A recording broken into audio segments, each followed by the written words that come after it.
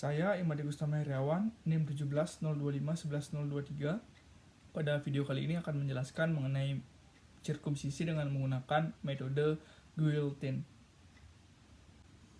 Sebelum saya memulai prosedur sirkumsisi, pertama saya akan melakukan anamnesis terhadap pasien dan memastikan bahwa indikasi untuk sirkumsisi sudah baik. Jadi tidak ada hipospadi dan juga tidak ada kontraindikasi yang lain. Kemudian saya akan meminta inform consent dari pasien, apakah pasien bersedia untuk saya lakukan sirkumsisi atau tidak. Kemudian setelah itu saya akan melakukan pemeriksaan fisik sehingga untuk memastikan bahwa pasien bisa untuk dilakukan sirkumsisi. Setelah itu saya akan meminta pasien untuk bisa berbaring di bed dan saya akan menyiapkan alat dan bahannya. Alat dan bahan yang digunakan dalam sirkumsisi, yang pertama ada mangkuk bengkok, kemudian ada APD berupa handscoon, ada spike, kapas, dan juga ada alcohol swab, kemudian ada NaCl, povidone iodine, lidocaine, scalpel sama scalpel holder, kemudian ada jarum jahit, benang jahit, kemudian ada needle holder, ada klem bengkok, kemudian ada gunting dan juga ada pinset. Setelah menyiapkan alat dan bahan, kemudian saya akan meminta pasien untuk berbaring di bed dan juga membuka celananya. Kemudian saya akan melaksanakan prosedur mencuci tangan dan juga menggunakan APD berupa handscoon. Kemudian saya akan menyiapkan untuk melanjutkan ke metode aseptik. Saya akan menggunakan kapas dan juga pinset dengan kapas yang sudah dibasahi dengan povidone iodine. Kemudian saya akan mengoleskannya di penis dan juga daerah sekitar penis. Mulai dari gland penis, kemudian sampai ke daerah di sekitar pubis.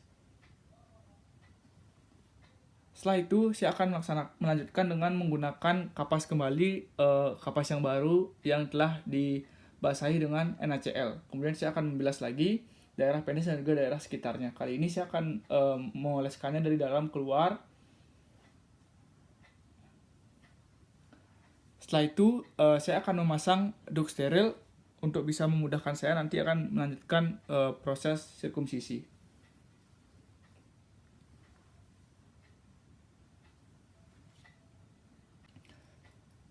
Selanjutnya saya akan melaksanakan tindakan anestesi dengan menggunakan lidocaine.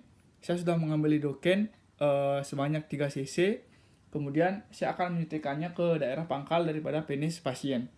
Tepatnya di daerah spirolateral dengan sudut kurang lebih 60 derajat. Saya akan menusuknya. Kemudian saya akan melakukan aspirasi sedikit untuk memastikan tidak ada darah.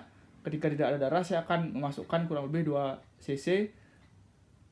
Setelah itu saya akan menariknya perlahan dan saya akan melakukannya di daerah yang sebelahnya. Setelah itu saya akan memijat di bagian yang tadi saya berikan lidocaine. Kemudian saya akan menunggu 5 menit. Setelah itu saya akan melakukan konfirmasi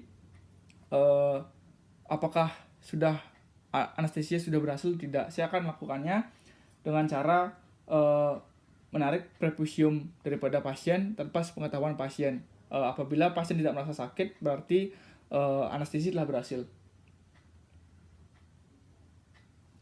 Anestesi sudah berhasil.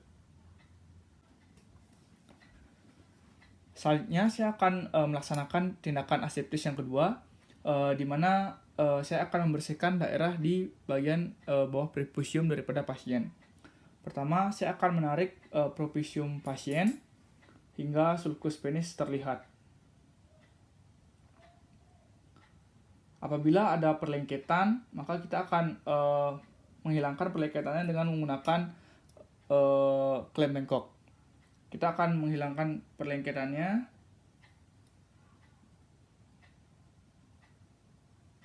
Setelah perlengketannya hilang, kemudian saya akan membersihkan daerah di bawah perfusium dengan menggunakan kapas yang berisi povidone iodine.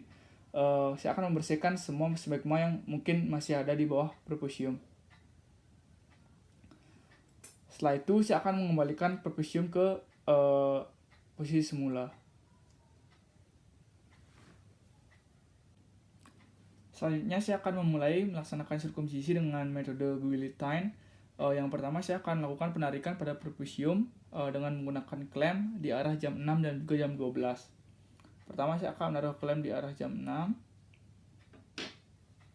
Setelah itu saya akan menaruh klem di arah jam 12 dan kemudian akan menarik perfusium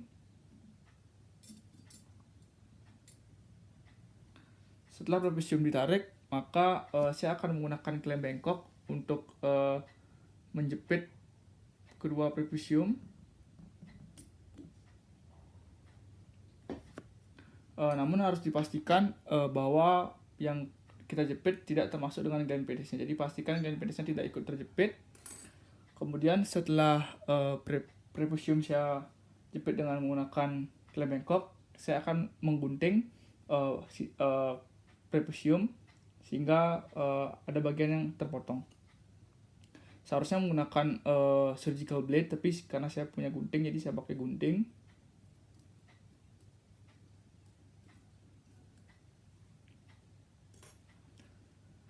Setelah prepisium digunting, maka kita akan melepaskan klemnya.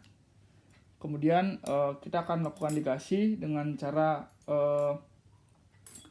membilas atau menghentikan pendarahan dengan menggunakan kapas dan melakukan penekanan pada daerah-daerah yang mengalami perdarahan. Apabila perdarahan terus berlangsung, kita bisa menggunakan klem untuk bisa menahan agar perdarahan tidak berlangsung terus-menerus. Selanjutnya saya akan memulai proses penjahitan dengan memulai dari frenulum, di mana di sana kita menggunakan jahitan figure of 8. Kemudian kita juga akan melaksanakan jahitan simple interrupted di sekitar daerah yang kita potong tadi. Jadi setelah kita melaksanakan di daerah frenulum, kita akan melanjutkan di beberapa titik sesuai dengan jumlahnya tergantung kebutuhan sehingga luka bisa tertutup dengan sempurna. Kurang lebih nanti metode jahitnya seperti ini. Jadi pertama kita bisa memasukkannya di kedua ujung luka.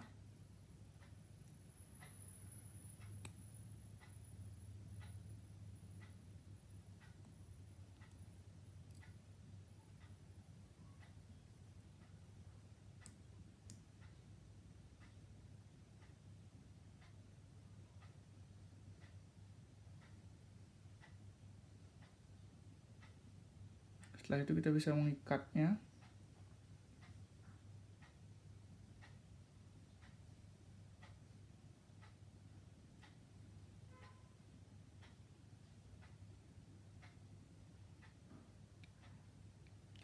Kemudian melanjutkannya sepanjang luka.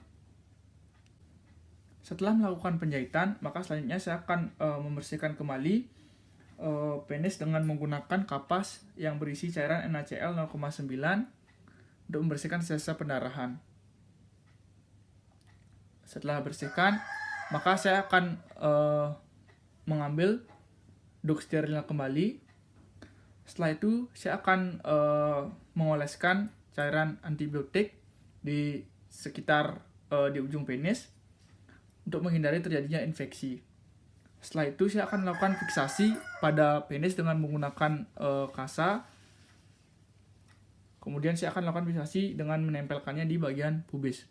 Dan proses sirkumsisi telah selesai dilaksanakan.